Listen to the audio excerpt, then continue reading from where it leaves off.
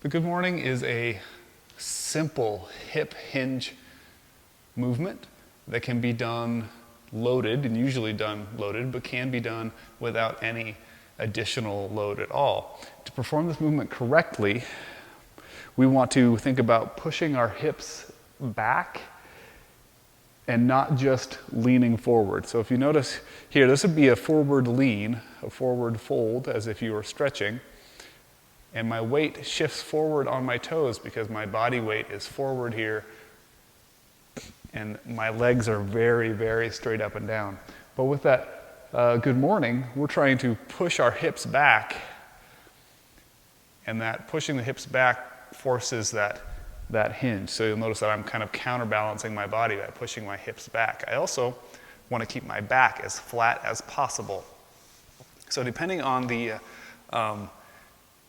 the flexibility in your hamstrings, you may not be able to fold all the way forward to like a parallel to the floor position with your back. You may only be able to get to here before you're like, whew, that's tight. We don't want to end up rounding forward like this to make any further progress. So just go as far as your range of motion allows, okay? The knees are not locked out, they're slightly bent, and that helps us get those hips back a little bit farther. If their knees are locked out, that's gonna allow us to prohibit us from getting our hips back far enough. So a slight bend in the knee, pushing those hips back, keeping that back nice and flat so my core is engaged. I'm thinking about kind of lifting my chest a little bit as I go down. Get to about here, and then I'm gonna start to lift my chest back up and squeeze my glutes to push my hips forward and stand up tall again.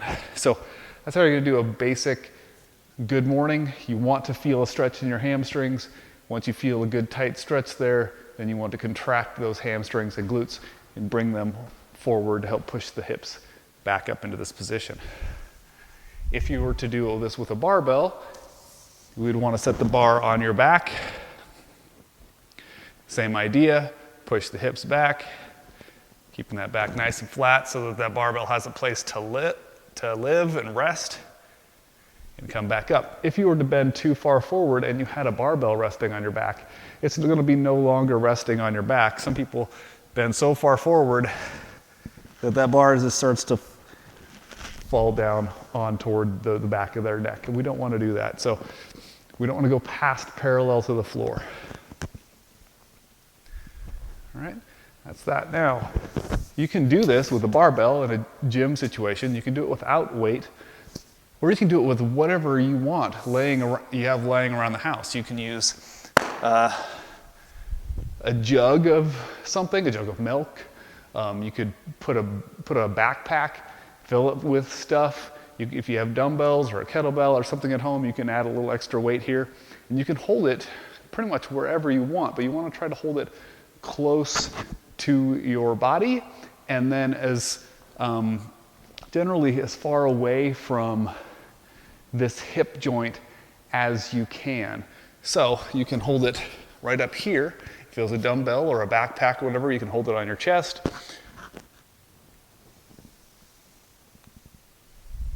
Make that happen there. Keeping the weight far away from this hinge point makes that put more work in those hamstrings. You can also do like rest one arm here, hold it onto your shoulder. You can put it behind you, rest it on your neck here, on your back. You can be as creative as you want on where you rest your weight if you choose to use weight at all. Okay? That is a good morning.